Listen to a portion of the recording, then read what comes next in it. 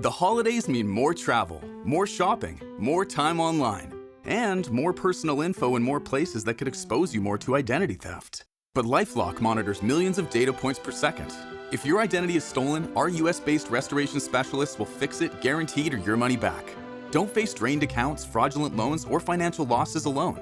Get more holiday fun and less holiday worry with LifeLock. Save up to 40% your first year. Visit lifelock.com/podcast. Terms apply. This episode is brought to you by Netflix. This Monday night, witness the end of an era. John Cena takes center stage for his final appearance ever on Monday Night Raw. One last match, one unforgettable farewell. Come celebrate the legacy of a true WWE legend. Monday Night Raw, November 17th at 8 p.m. Eastern Time, 5 p.m. Pacific Time, only on Netflix. Be there for the moment everyone will be talking about. Hey friends, this is Audie Cornish, host of CNN This Morning and The Assignment, and guess what? Every story you care about, every angle you want unpacked is now streaming on CNN. That means you can catch my show or other CNN programming whenever you want on your favorite device. And a subscription also gets you access to exclusive video series and unlimited articles. So subscribe to CNN at cnn.com/subscription. Ireland are back in the winner's circle, but just how dominant were they against the Brave Blossoms? This is the Interpro Show.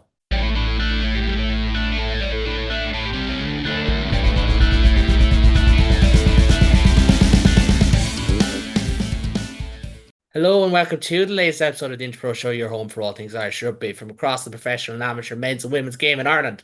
We have Adam, we have Ben, and we have David. We have everyone with us tonight, including myself, presenter Caelan, as we look back on Saturday's more convincing win in Dublin. We also have an Ireland XV game, and we've got the return, possibly the final return of Joe Schmidt next weekend.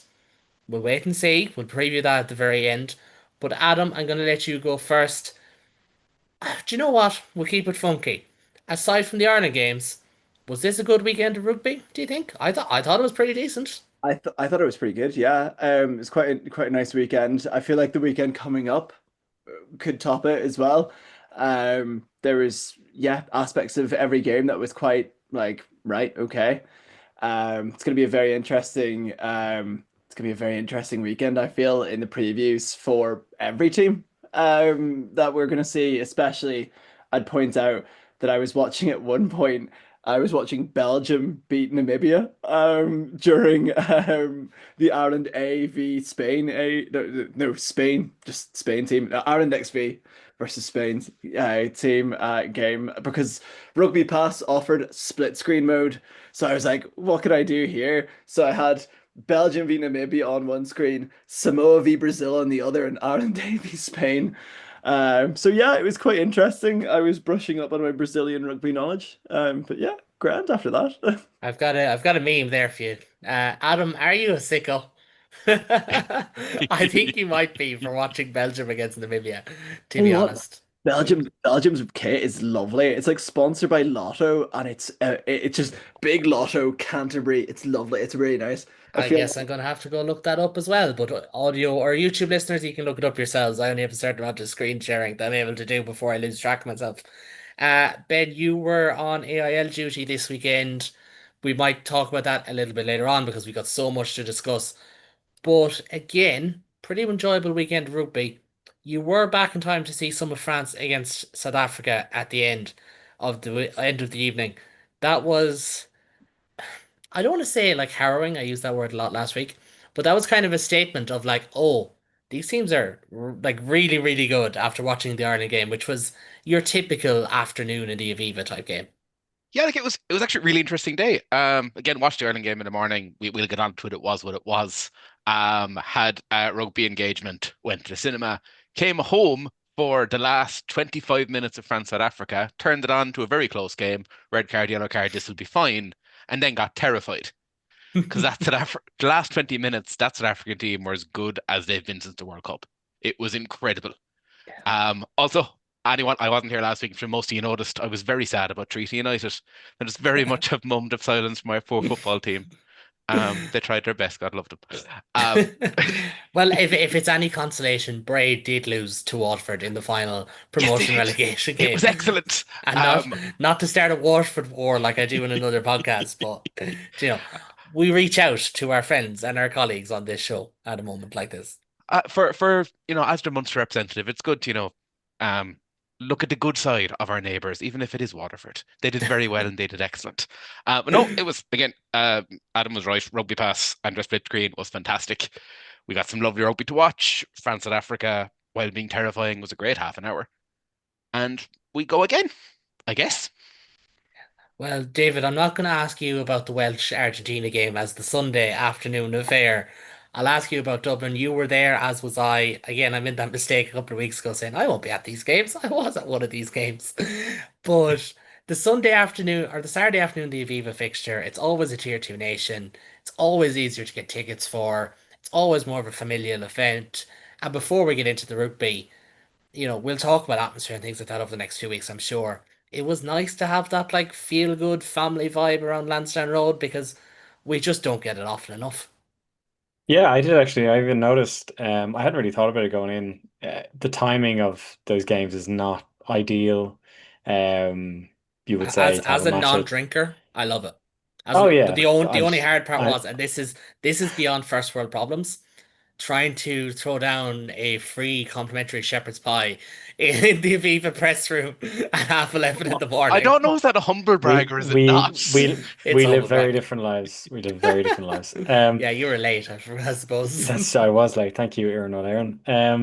That's yeah, no, it was like no, I still think 12:40 in the afternoon is a bit early for a game. But yeah, no, it was lovely. Like I hadn't really thought about it until I got to my seat and I realized there were like loads of families around, which you just don't get like whatever about rugby matches in general, ticket prices have gone up across the board. But like when you're going to Ireland matches where it's hard enough to get tickets and when you do, they're, approaching three figures even at the lower end to see that many kids at a game, to see that many families in general at a game, yeah, it was nice. It was a good atmosphere. It wasn't an intense cauldron, but like Ireland v Japan probably wasn't ever going to be. So in the absence of the intense battle that we saw in the Stade de France, it was nice. It was nice to have a kind of a lot of people out there having fun, enjoying Kevin the Carrot, enjoying a bit of rugby, and yeah, no, it was good crack. I think I did scare some of the children around me when I cheered at Tommy O'Brien's try, but other than that, yeah, no, it was a nice vibe. Yeah, well, that's the game we're going to discuss. Ireland 41, Japan 10 in the Aviva Stadium in Dublin. And I think scoreline may not reflect everything. We'll get onto that a little bit later on because it was 17-10 at half time. Ireland racing to that 17-point lead. It just got clawed back. That second quarter, well, sorry, Ireland didn't score for what, like 16, 17 minutes. But that last 10 minutes, the first half, was just very un-Ireland like. And I don't want to punch down, but it was kind of it was Welsh or Italian-y, if we're being honest here. But Ireland do get the job done, as you said, tries from Tommy O'Brien with the last one, Paddy McCarthy, Gus McCarthy, Andrew Porter, Nick Timoney, and Jack Crowley, as well as a penalty from Crowley, two conversions each from Crowley and Prendergast. Japan's only try coming from Kenji Sato at the end of a very impressive rolling ball as Sung Sin Lee kicked 5 points for the visitors, but they never kicked on in the second half, and that'll be a theme. But Ben, I suppose to start things off, it was kind of one of those games where if Ireland had gotten to maybe 60 points and were maybe, I don't know, 28, or sorry, that wouldn't add up, 24-10 up at halftime, or even 31-10 up at halftime, you'd be like, okay, yeah, this is really good from Ireland. But that damned if you do, damned if you don't vibe then had that effect of, oh, look, Ireland haven't been great here, and then you're worried, and then with 20 minutes to go, there's still a bit of a game in it. Do you know what I mean? Like they were only 20, you know, 24-10 up with 20 minutes to go. So there was still a bit of a game there. But when they clicked, they look good. So it's trying to find that balance there. It's not all rosy in the garden. It's not all negative either. No, and like it's very easy to be critical of this game. I'm sure anyone who's followed rugby media in Ireland this week will see how easy it is to be critical of this game. There were issues.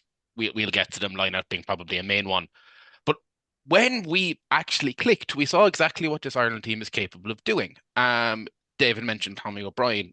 Excellent. Anytime he got on the ball, he was a bright spark. He looked really good. Both tens I thought played really well. different moments, different things that both will be unhappy with, but also when their game got going, really, really good. I mean, it's hard to sit here and criticize when we've scored 6 tries, carried for nearly 920 meters, gained a stats up there, gained 600 meters on top of that again. I mean, yes, it wasn't perfect. It was nowhere near perfect. But when Ireland got the ball wide, when we had our backs playing right, when our pack carried, we looked very, very good. Credit to Japan, yeah, when they got opportunities, they took them. But it is really hard to look, especially at that last half an hour of the Ireland performance, and not think there's a lot to build on here. This team, it was a game that we all said is lose lose regardless. You don't score 60 points, you're going to have people saying, "Oh, Ireland aren't good," or "Ireland are on the decline." Awful, awful lot to like. Yeah. Again, when you score 6 tries, how many times are you going to sit here for any team this season and say they scored 6 tries? Oh, it was bad. You know? Yeah, no, that's it. And like I was in the ground, and you can be sitting in front of someone and have a very different read of the game. David was the far side of the stadium to me. I did think for 60 minutes that was a pretty flat Ireland performance. When they clicked, when the set piece held up, not set piece, scrum was dominant. When the line out held up, and we'll get onto that in just a minute, they looked pretty good. But at the same time, there was moments where you're seeing Caelan Doris and Andrew Porter and Ronan Keller not winning one-on-one collisions in the middle of the park, or Tyke Byrne or James Ryan. And, like Henshaw and Farrell did well on the defensive side of the ball, probably didn't get a huge amount of touches in attack, like say maybe O'Brien and Stockdale did. But it just all felt very, I don't want to compare it to last week, but it felt similar in certain capacities. Where it's like, oh, we're not really getting anywhere. We're not doing badly either. Now that last 20 minutes aren't kicked on. And like David, you were going to mention the bench anyway, so it's a good point to jump in here. Like the bench were crucial for it. Gus McCarthy was excellent. The two Prendergasts were really, really good. Jack Conan thought made an impact, as did Paddy McCarthy, maybe to a lesser degree. He only got 13 minutes. That's a different discussion. But Ireland did kick on at that last 15, 20 minutes. The only question mark is this was Japan, who were flogging, who were out in their feet, versus Ireland, who were, you know, bringing on caliber players. What they have, like 4 lines on the bench, something like that, 3 lines on the bench. So like, it's not. I'm not gonna say it's not a fair fight, but you would have expected them to kick on no matter what the scoreline was with 20 minutes to go. Yeah, you would. And like that caveat does have to exist. Like Japan's bench impact was never going to be what Ireland's was. And it was definitely a concern. Not a concern, it was more of a I think I went into this game and you thought, yeah, we have to run up a big score line. At halftime, to be only one score up, you thought this is a contest. And it's not a contest in the sense of, say, the later games in the day where you watch France and South Africa and it's two heavyweights slugging it out. It was a contest in that Japan were taking their opportunities and Ireland just didn't look like they were they weren't terrible, they just weren't up to much. And then we came out in the second half and to be fair, the tempo did start to kick up. It felt like after 50, 60 minutes, we deployed the bench and yeah, those players just came, we scored 3 tries in the first 60 minutes and then three in the last 20. So there was an impact there. And I thought, Gus McCarthy, he's a player who had a very good Ireland debut and then kind of dipped off. He didn't really feature as much for Ireland again after that. He didn't even feature that much for Leinster after that. He's still quite young. He's in the front row, so front rows can kind of grow in stature as they age. But I thought this was a very good showing from him. Paddy McCarthy, it's only his second cap, still very young. Took his try. Well, I was worried when he went for the line. I think sometimes people can get a bit jumpy in situations like that, but he managed to get it down. Took his try well. Keane Prendergast, again, someone who like probably would have liked to see more of in general. It's just really hard to break into that Ireland back row. But I thought he had a great showing, and he's kind of captain not for no reason. He's a really solid player, and I thought this is the chance for a player like that to go out and justify their selection. So I thought he played well. Jack Conan, Finlay Bealham, their Lions, you would expect them to show up. Conan probably nice to see, depending on what the status with how we want to deploy people going forward. There was talk about moving Doris to 7 with being able to have someone like Conan at 8. You could definitely see that being a case. But at the same time, Nick Timoney to go back to the starting team. took his try there. He now has 5 tries in 5 games. I think Adam Boyer is a better strike rate than Will Jordan. And then, Caelan Blade, not someone who we would have expected to have a massive impact in Ireland, but I thought he came on and he did exactly what he was needed. The person I really enjoyed off the bench was Sam Prendergast. It was kind of perfect for him in that it was 30 minutes against a tired Japanese team. Wouldn't be the most physical opposition at the best of times. When they're tired, he was able to just play the game he wanted to play. He was able to control things. He took his try assist for Tommy O'Brien was very nice. It was very telegraphed, but it was very nice. He kicked well, ran well, got one decent tackle in, which I was happy to see. After he tried to do a little chip over the top at the end of the game. So yeah, like we went to this game saying there is no winning in this game. Like you either win it by a lot and in which case you don't feel like you've earned it or you come away disappointed. I thought this game went as well as it could because the best players for me involved are the players who aren't usually involved. And that's kind of what you want to see from this. So like looking at Nick Timoney, looking at Tom Farrell, obviously on his debut, Tommy O'Brien's still quite new to the Ireland squad, winning player of the match, Gus McCarthy, Paddy McCarthy, Cian Prendergast. Like those are the guys who I looked at the game and went, those guys really went out there and put their foot forward. And that's what you want to see from this game. It'll be a question for someone like Ronan Kelleher, who for a long time was neck and neck with Dan Sheehan, but with how good Gus McCarthy has played, is now going to feel that kind of pressure. And you know, for a game like this, that's all you can really hope for. And so for the first half, I wasn't super impressed, but after the second half, I thought, that is about as much as we could have hoped to get from this game, and barring the one injury to Jamie Osborne, which is obviously very disappointing, I thought it was about as good a result as Ireland could have hoped to get. Yeah, no, I would largely agree with that. I do think there is obviously you don't want to overinflate how good Ireland's bench was. You also don't want to not give them their credit because they all came on and did a job, which, you know, in other games that Ireland have played, sometimes against lesser opposition, that hasn't been the case. Not always against lesser opposition, but sometimes against like your Italy's or your Japans or your Fijis, they haven't kicked on. But this was not one of those examples. As you said, Sam Prendergast came on, did really, really well. Probably frustratingly went straight to the boot when he came off the bench, and it felt like, geez, are Ireland going to put this down a gear, and just kind of just get to the finish line. You don't want to see that. But they didn't. They kicked on. That was just a case of, right, go in, pin them back, and let's just turn them over from there. And they did that. Adam, there is one major talking point if you want to be negative, and it's not. Look, we're not going to have anyone storming off this call or anything like that over this, but Ireland's lineout was pretty bad. And you can blame the coach. You can blame the lineout coach in Paul O'Connell. You can blame the head coach in Andy Farrell. You could blame the lineout caller, which was Tyke Byrne this time. You could blame James Ryan, who was a crucial part of that lineout, or Ryan Baird, or Andrew Porter, those lads in particular. But ultimately, this is a lineout that is not at a top five, top four in the world standard. And when that happens, you have to ask questions because it's an Achilles heel at this point, isn't it? Yeah, I hate to be the one to start the negative chat on the pod, but I did see sprouts of good. Of course, I agree with my co-hosts. But yeah, set pieces, lineouts were shocking. I feel like there was a point where I think it was Ronan Kelleher in the second half threw the ball and it just went over and all the players no one jumped. They all were just looking at each other, and there was a couple of like I think we it was 82% of our lineouts. It says on the on the Irish Rugby website we're one on our own throw. 82%. That shouldn't, as we say, that's not top five standard. To compare it to Japan, had 94%. Yeah. 94% success in their own lineout throw.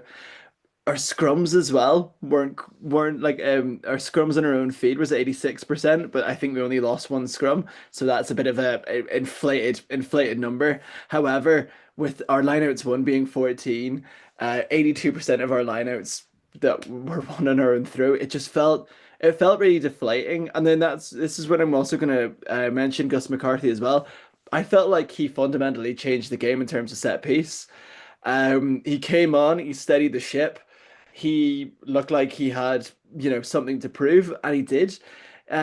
He wants that bench spot against Australia. He wants that bench spot against South Africa, and he proved why he should. I feel like he sort of pushed Kelleher away from that spot. And it could be good or bad for Kelleher. It could be one of those ones that you would extend on, and you have a bit of motivation, you have a bit of a flare up your backside, essentially, to coin a term, to actually kick on and push on. But you can't just blame, as you say, you can't just blame the thrower. You can't blame it's the lineout is a working team thing, and I think Paul O'Connell has a lot to sort of. There's a lot of questions over Paul O'Connell's head, which I think, to be honest with you, it could be fair enough. Our lineout hasn't really done much. We used to have one of the best rolling mauls. I'm thinking like 2018, and the last time we won a slam, 2023. We used to have one of the best rolling mauls in the world. Like, our rolling maul was one that, was tried and tested by everyone, including South Africa, who have seemed to have got the system right. But we used to be really good at our lineouts. We used to be really good at our mauls. It used to be one of our main features of getting tries as well. But it looks just odd, and it looks that there's no real communication between it was either Byrne or Kelleher, and it just looked off. But as I say, Gus McCarthy came on, and he really did well in terms of getting that line out working and motoring. And it changed the game. He came on for the last 20 minutes. The last 20 minutes was our best rugby that we played in this Autumn Nations series so far as well. So I give my plaudits to Gus McCarthy. Yeah, and he deserves them. And like, to be fair, most of Ireland's line-out struggles were in the first half. How much of that is down to Japan? How much of that is down to Ireland? We don't really know in terms of problem solving. We're not privy to the conversations. But certainly in that first half, it felt like, geez, lads, like, sort this. Do you know? Like, you want to go out there and you want to, like, there's a reason why in the NFL, and I don't like doing NFL cliches or NFL comparisons that are wrong. This one I think is fair. There's a reason why they always look at first 10 throws. Because the idea is, doesn't matter how many numbers, doesn't matter how many, scores. If you're just relatively clean, 7, 8 out of 10, your first 10, don't turn the ball over, don't do anything flashy, don't do anything stupid, grand. Your first 5 lineouts should be the same. Mhm. They should be pre-called, predetermined. You know what you're going to do before you go in. Unless you have like, oh, we had planned for a 7-man, but we're on the 5 meter line out of ourselves. We're not going to go 7-man. You swap it around. It should be known. And the fact that you have that first lift where Caelan Doris gets too close to Ty Byrne, so Byrne can't get up. Hello, dog. On Ben's screen there for anyone on YouTube. Like, that's none of the level that you need to be at. And South Africa will punish you. He We've heard seen you what South mentioning the Africa's line out and wanted to just come and say hello. He I'm was like, sure he I did. can jump. Look how well I can jump. I can jump better than everyone. But like the South Africa that David has a cat on his lap as well. Yeah, And he's not Adam listening. He'll be back when we're talking about backs. He's only about tackles and care about. Adam has a drink with him, as do I. And that's all we have Drink for of water. companionship. It's a Yeah. it's a weekday. But like, South Africa will punish this. Australia will be looking at this and will look to punish as well. So, and you look at someone like Nick Frost next week, he is going to be looking at nothing but Irish lineouts for the rest of the week. Like, he is an unbelievable, jumper in the air. But I suppose, Adam, to be fair, because we gave you the negative question, I'll let you go with the positive question for a minute. Like, Gus McCarthy, yes, he stood out, lineup wasn't hectic. In terms of, say, the Irish backline, I don't think you could really be too negative. I thought it was more the case that, like, your Dorises, your Ryans, your Burns weren't necessarily getting over to the gain line. I actually thought Casey, Crowley, Henshaw, Farrell, granted 3 of them play together at club level. They were all pretty good. I thought, like obviously Tommy Bryan deserved man of the match. I thought Jacob Stockdale was pretty decent with his touches. Like, it's one of those games where I suppose they just had enough touches for it to Yeah. be relatively good. It was just those silly knock-ons, like the one that, like, Nick Timley's try could easily have been disallowed for that drop pass. It was moments like that that kept biting Ireland. It wasn't necessarily, 9, 10, 12 weren't talking to each other. Do you know? Yeah, I don't know what weird like sort of curse has been put on Jacob Stockdale to not score tries at the Aviva, but I felt like it was like at the time that Japan were tiring and every single pass to Jacob would have went over his head, underneath him, or One even one just of them one of them really annoyed me. Like I've no ill will against Jimmy O'Brien at all, but that pass to Stockdale on the wing when he was in, I was like, that has to stick, my guy. Let Jacob score. Everyone wants to see it.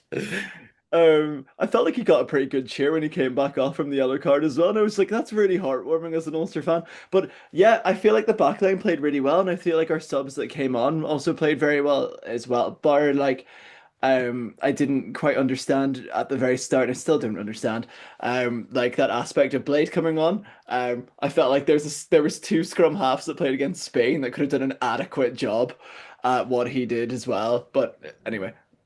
We'll, I'm we'll, talking we'll be about getting on to that in just a minute, thankfully. but I feel like the back line motored pretty well. I feel like that back three is really good. I quite like that back three. It was a pity to see Jamie Osborne go off injured and have his autumn cut short.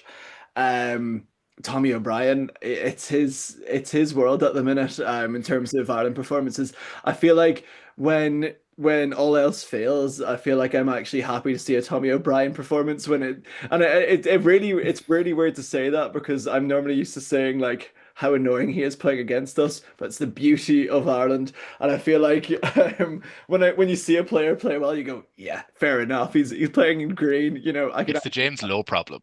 yeah, It's legitimately the James Lowe problem. It's like, it's oh no, he's so good. God damn it. yeah, or like the Bundy problem, or any type of problem like, growing up as an Ulster fan, I'm pretty sure you wouldn't have been like necessarily worried about, I don't know, coming against somebody like Declan Fitzpatrick. But when he comes against Ireland, he's got like five caps, I'm pretty sure. You're like, come He's on. he's in our next to remember him game when it comes up, isn't he? Yeah, but yeah, I feel like the backline played really well. I think Prendergast, as everyone's mentioned, sort of, I feel like he's had like I'm talking about Sam. Keane also had a really good game as well. But Sam Prendergast coming on against a tired Japan, really helped him to be comfortable in his game. I feel like we were talking a lot in this season about how he doesn't really look that comfortable at the minute.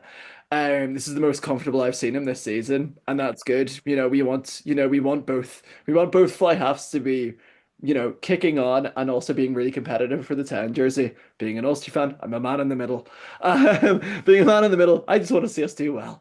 But when Jack Murphy does well, we all do well. Anyway, but But just to kind of because I want to move on to the Ireland XV game in just a second. But Ben, there's probably a good point that Adam made there. Like, and it's not about Keita Blade. It's not about lads like him at all.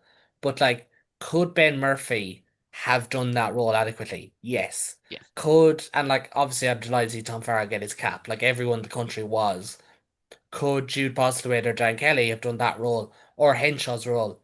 They could have. Likewise, Balakoon over, say, Stockdale or Brian. And I think that's where you just get into this conversation of like Spain were one ranking in the world behind Japan. But we're Yeah, going and to like take that's so much stock in the Japan game, but none in the Spain. And like that's for me where it just gets a little bit hairy. and that was it's kind of my issue with I didn't see the Spain game, I was otherwise engaged. But that's kind of my issue with the Ireland 15 thing in general. And that I'm delighted for Tom Farrell. I kind of have to be. I thought Blade actually played really well when he came in, but that's a 32-year-old centre getting his debut in a test game, which is excellent. But we have Dan Kelly, we have Drew Postlewaite, we have Ben Murphy, we have Nathan Doak, all of which more than are deserving of a chance in a 12:30 on a Saturday afternoon test game against Japan. We know that our top 23 can take on most teams in the world and do quite well. I don't, as you said, I don't really see the point, apart from a really nice holiday and a great day out for Spanish rugby, and it looked incredible in getting these players to play against a Spanish team who aren't all that worse currently than Japan. Give them a Yeah. game. What's the worst that can happen? We might only win by 20 points. Okay, but we've blooded 5 to 6 new players in a test window. Um, I would also I know everyone's mentioned it, but again, I think I have to say it. Sam Prendergast was excellent off the bench on Saturday. The way he came in, not quite changed the game, but some of his passing, some of his kicks out of hand, genuinely were game changing stuff. Um, his brother was excellent, but Sam, it looks like based on media stuff, he's going to start on Saturday. He's earned that. He's earned a And he go in the should. starting 10. Yeah, That's the thing. Like the issue that a lot of people had in the Six Nations wasn't the fact that Sam was kept in. It was the fact that they were told, "Oh, we're doing this for rotation," but played yeah. one guy in 5 games and the other got like 35, 36 minutes or And like, something. I know we're not going to go down the whole 10 debate, and I'm not trying to, but just it does need to be said just how good he was.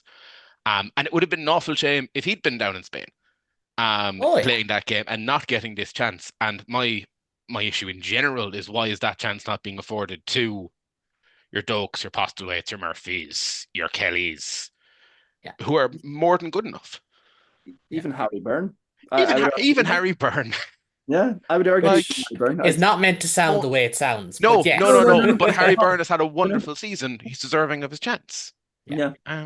Yeah. That's the thing. I do firmly agree with all that, and I would be in favor of let's have more A games, but let's see it replicated. Like we've had one call up, it is Darren Murray, and this is not against Darren Murray. Are we going to see him feature? Probably not.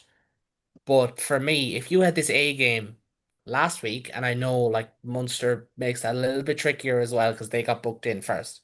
If you had this A game last week, you could be like, right, some lads might play their way into a test cap.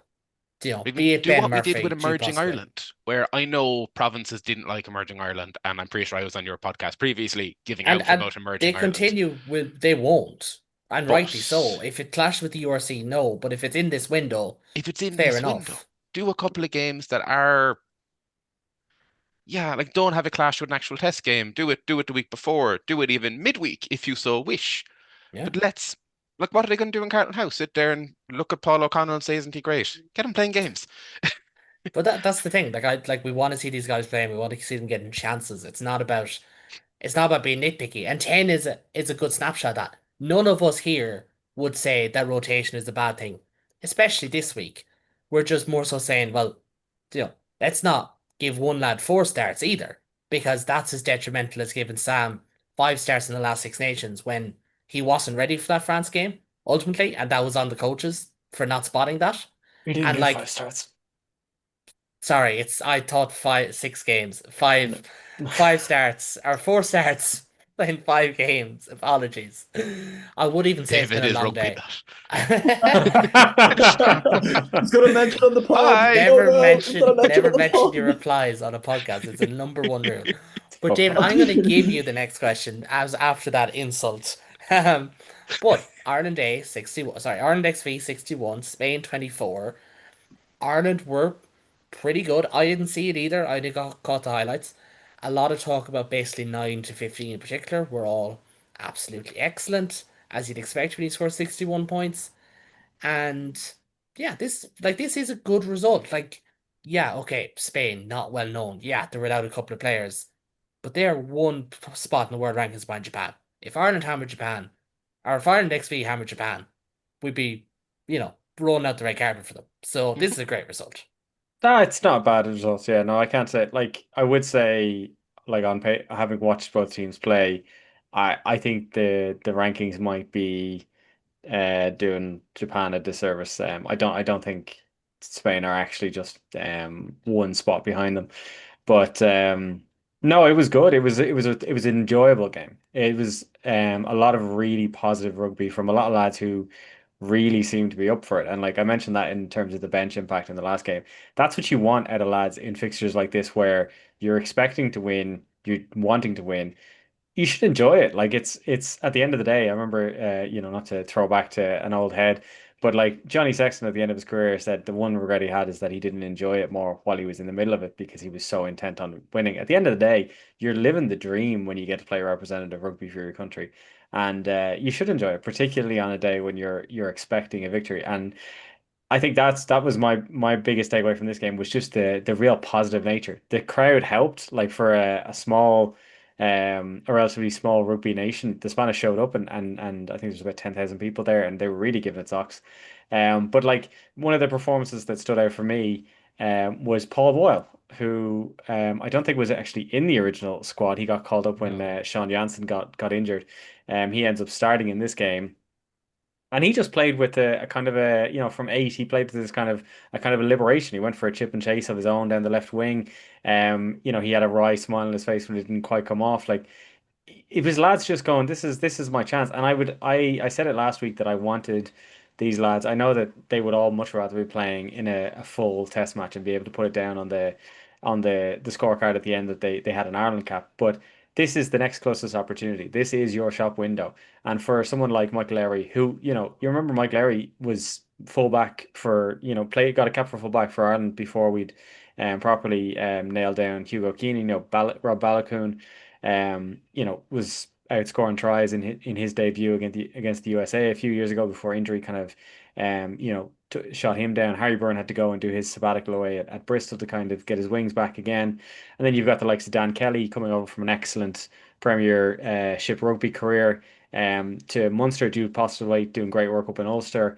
These are lads who should be taking this opportunity and really showing why, if something happens or if something goes really well. Darren Murray, we made the joke about him being called up. I could have made the joke that he's been called up because he knows how to run a line out.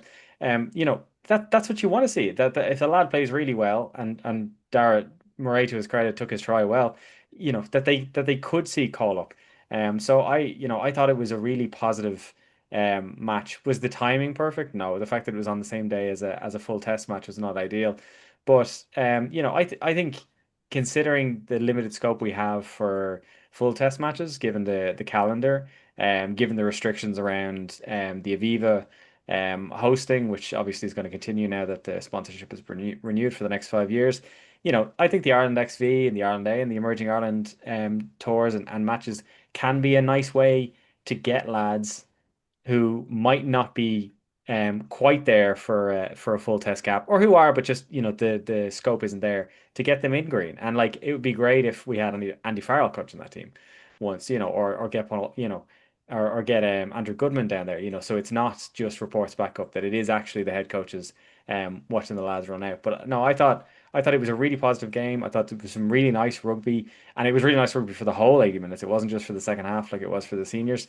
So like I thought it was as positive a result as we could have gotten out of that match, and it was just enjoyable rugby, which at the end of the day, I think is something we said last week is a really nice thing to be able to watch, when we've been lacking it. And I don't think there was a guy in that 23 who'll feel like he didn't at least put himself as much in the shop window as is possible to do in that kind of fixture. Yeah, and I'm not disclosing anything that's not been said at least somewhere already. It does appear that Ireland A will be playing in Limerick. It is believed in Thomond Park.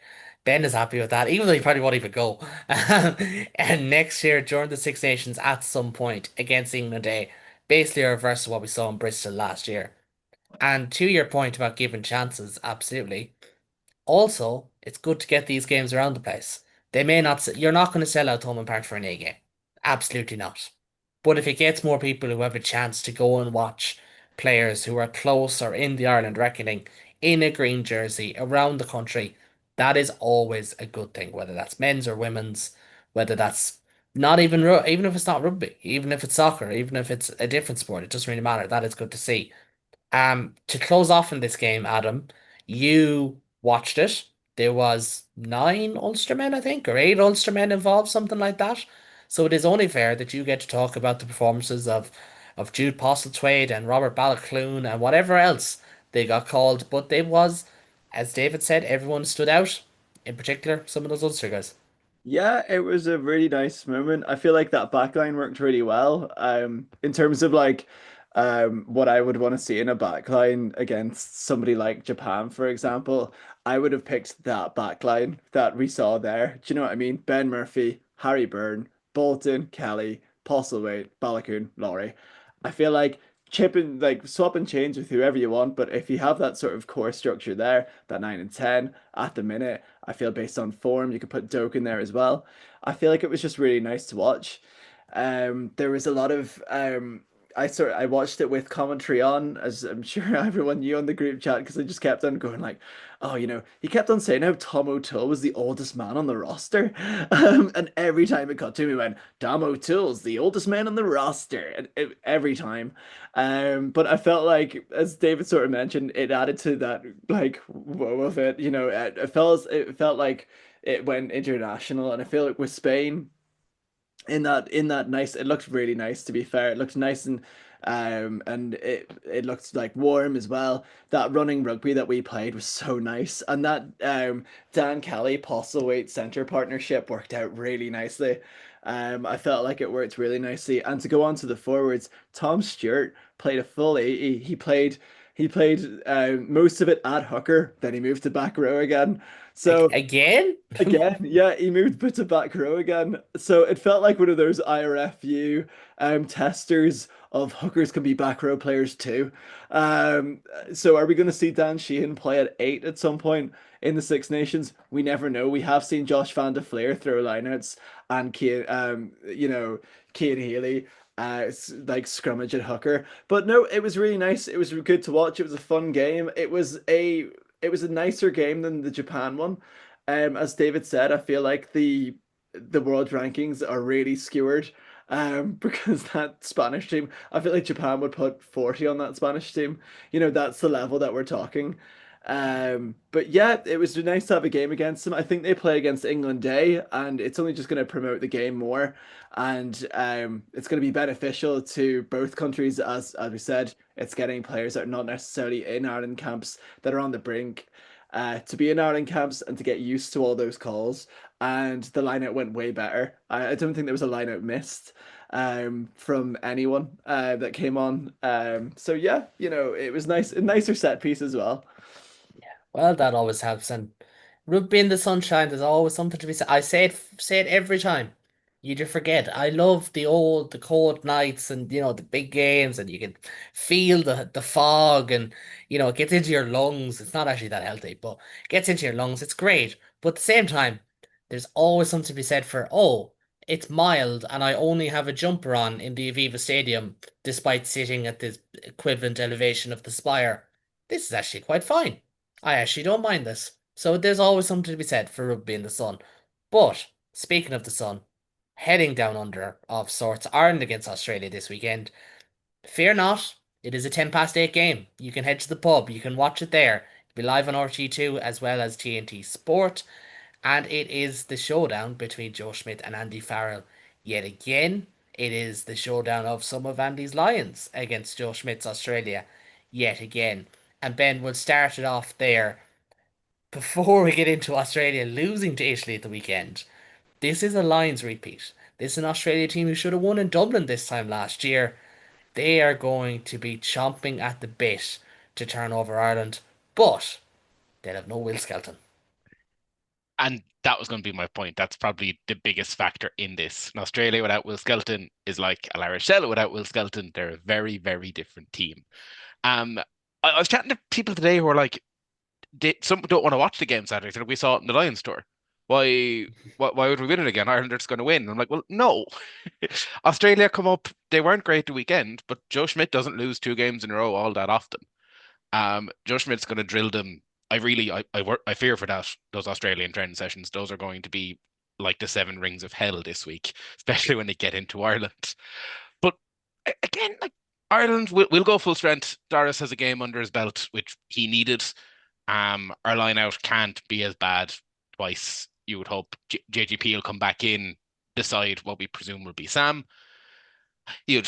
Without Will Skelton's you'd think Ireland should have enough to get through that if we play well. If our line out sorts, and I'm sure Australia will target our line out start to finish, but it's probably the most exciting game of the 4 in my head.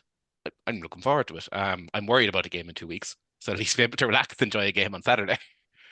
Well, whether we'll be able to relax is another question, because they have pushed Ireland close. That is the big point about it. But as you said, Skelton just changes things massively. Like we even seen in the they only played like 40 minutes together, Valentini and Skelton, something like that.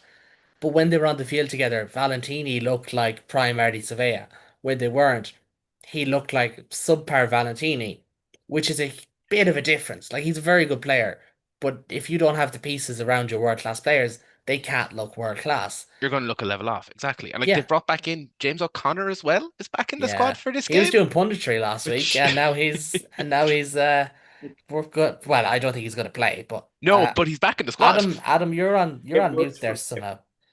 oh, am I Oh no, still? we can hear you. We can hear you. We can hear It worked for Owen Farrell and the Lions. He just happened to be close to the country, and he just you. Yeah, happened to wear a suit. And next thing you know, he's like, "Oh, I need to get a cool Lions strike yeah. suit." So The Tom Court method, as some people call it, or the Michael Bent method, as it Much later of became known.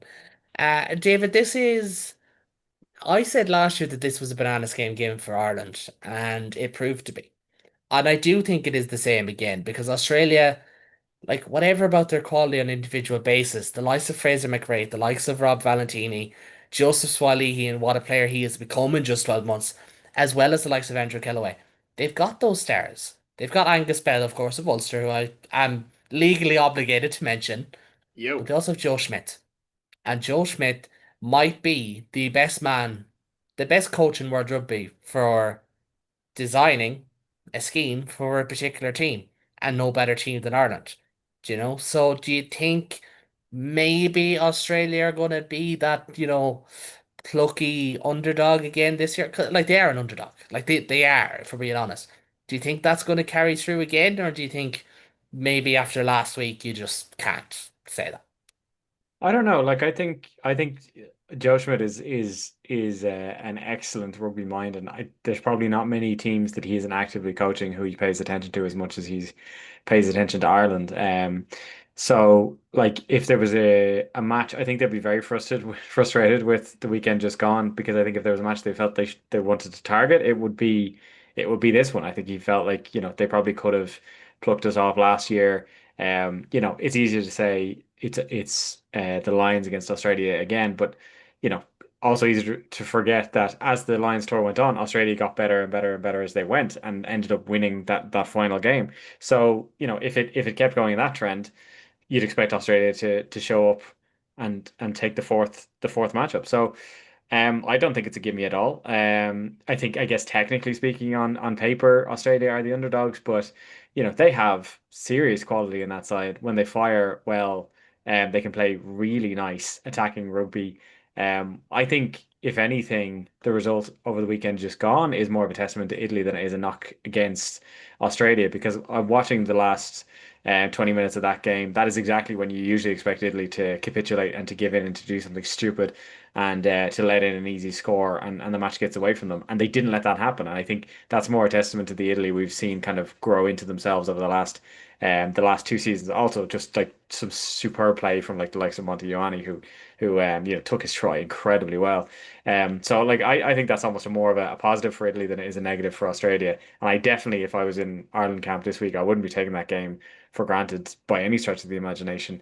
Ireland got a good win against Japan, and like I said earlier, it was probably as good a result as we can get out of that. But like we still have to remember how slightly lost we looked against New Zealand, how rocky that first half against Japan was, how, it's going to be a change squad again. There's going to be a lot of, frontliners, quote unquote, coming back in for this game, um, for better or for worse. And I think, we're still waiting to see Ireland properly click and properly show themselves in attack. The second half against Japan was good, but as we caveated, that was a very tired Japan team, and it was a strong enough Ireland bench. Jack Cohen and Finlay Bealham, Sam Prendergast on it. So there's a lot of caveats there. I think we're going to want to see Ireland play that way from minute one. We're going to want to see intent right from the off. We're going to want to see, a strength, a mindfulness in defense. Japan fell away in that second half. The fact that we kept them scoreless was a strength, but Australia have too many weapons out wide. Suoli gets the ball, any of their back three get the ball. It's danger territory. So I think it could end up being a really tight game. I don't really expect it to be much more than one score either way, and I certainly won't be taking it for granted, because I think Joe Schmidt will come ready. If there's a match he was going to come ready for this autumn, it's this game. And losing to Italy last week or the weekend just gone is not going to make them any less hungry to take Ireland's scalp. Well, if there's one Air of positivity, I could say it's that maybe Ireland won't be the biggest game for New Zealand and for Australia and for South Africa. Consider what South Africa did last week. But then that may also be incorrect. But Adam, like on Australia, like these are some of the players who played last week. Angus Bell and Taniela Tupou with their props.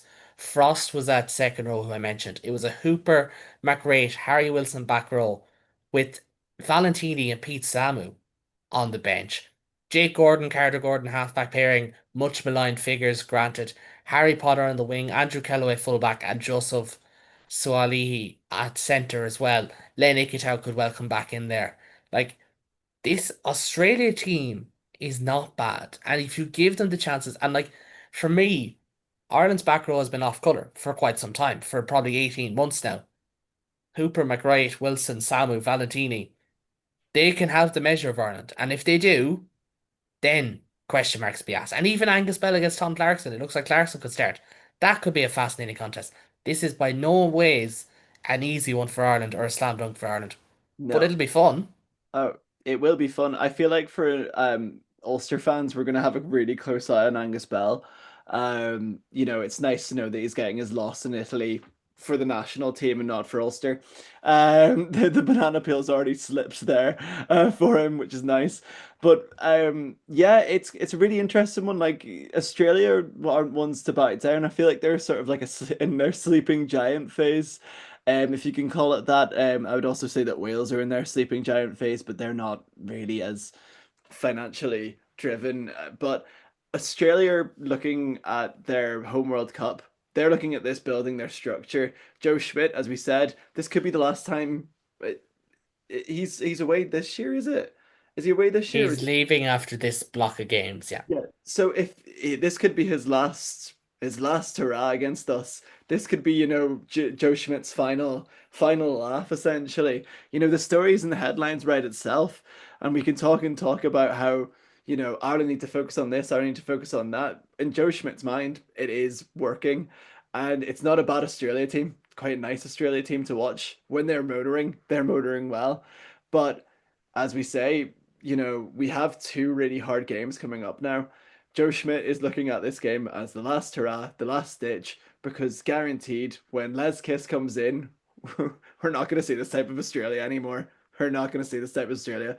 It's like a ghost of Christmas past for me, like a Les Kiss coming in. So this might be, I hope there's no angry Australians watching, but this could be the last chance that they have to be competitive against a big team, because I don't think Les Kiss is going to do necessarily well, and it's going to be good to see a Joe Schmidt team. Hopefully not for the last time, but looking like the last time. Well, we shall see on that one. Lads, I'm going to get predictions. As I said, this game is 10 past 8 on Saturday night, RD2 and TNT Sport. We'll be back next week, of course, to recap it, but we'll get predictions in just a moment. And I'll start with yourself, David. Ireland against Australia. Who's going to take this one? I think Ireland will take it. I think it'll be Ireland by, I'm going to say, will I say one score game? So I'm going to say Ireland by 6 points. Okay, I haven't checked to see what the margin is on the betting apps, but I'm gonna say it's gonna be in around that anyway. Adam, your call. I'm going to say Ireland by 3, and I'm going to say it's going to come in the last couple of minutes. I think it's going Okay, to be really close. that's quite hesitant. Ben, are you gonna finish on a positive? I don't like being the optimistic one, but yeah, Ireland by 10. The last That's time you not got even that positive. Positive, No, is but it? it's the most optimistic out of us, and I'll take that. To last get time, last time me and Ben were optimistic, we got thrashed by the All Blacks. So that's true. It's all part of the plan, Adam. It's all part of the plan. That's true. That's true. I just to give you a little bit of an inside baseball. Last year, I did a podcast with Brett McKay of the 8-9 combo, and I was like, lads, I'm afraid Australia are going to uppercut Ireland, to use that phrase, and they're going to roll into town, and they're going to be really good. And I had one particular message being like, have unsubscribed. This is too negative. Ireland are going to steamroll them. Just saying. You never know. You never know with Joe Schmidt. You never know with Australia. But gentlemen, thank you very, very much for joining me. As always, we'll be back next week. So if you do like what you see on this podcast or on any Global Game Night podcast, smash that subscribe button. Tell one friend. If you can tell one friend and get them onto this show, you'll have one more thing to talk about during the week. So, you never know. There's always something to be had. But from myself, Kaelan, from Ben, from Adam, from David, from Ben's dog Rua, and from David's cat named Puka. Puka. Puka, I got it right. I got it right. Thank you very, very much. We'll be back next week, not only to recap Australia, but to look ahead to the battle with the box. Slán agus Ballot.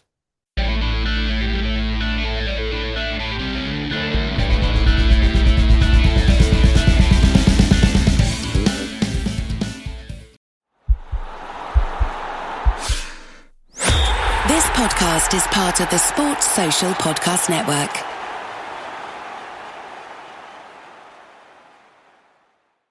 AI agents are everywhere, automating tasks and making decisions at machine speed.